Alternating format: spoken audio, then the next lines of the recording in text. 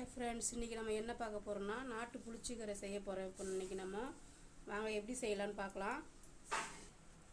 சட்டியில் போட்டு கொஞ்சம் அரை சொம்பு தண்ணி ஊற்றியாச்சு. ஒரு வெங்காயம் கட் பண்ணி போட்டுக்குங்க.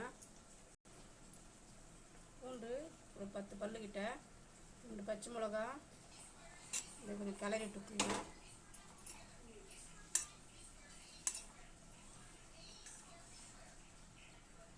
ஊற்றியாச்சு. அவ்வளோதாங்க, வெந்துருச்சு. கல் சட்டியில் போட்டு நம்ம மசிச்சுக்கலாம். இன்னும் தாளிக்கணும். பேலன்ஸ் இவ்வளோ தண்ணி இருக்கும். இதை நம்ம கீரையில் சேர்க்கக்கூடாது. இதை மசிச்சுக்கணும், தாளிச்சிக்கலாம். கடையை வச்சாச்சு. கரண்டி ஒரு அரை கரண்டி சேர்த்துப்போம். எண்ணெய் அரை கரண்டி சேர்த்துப்போம்.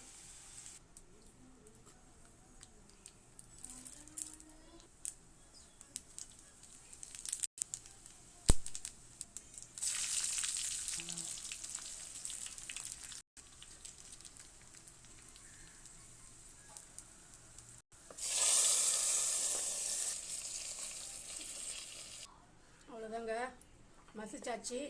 இப்போ நம்ம சூடான சாப்பாட்டில் போட்டு பிசைஞ்சு சாப்பிடலாம். இந்த நாட்டு புளிச்சக்கீரை ரொம்ப ரொம்ப நல்லது. இது சிறு கசப்பாக இருக்கும். நீங்கள் வாரத்தில் ஒரு நாள் இதை சேர்த்துக்குங்க. ரொம்ப ரொம்ப நல்லது.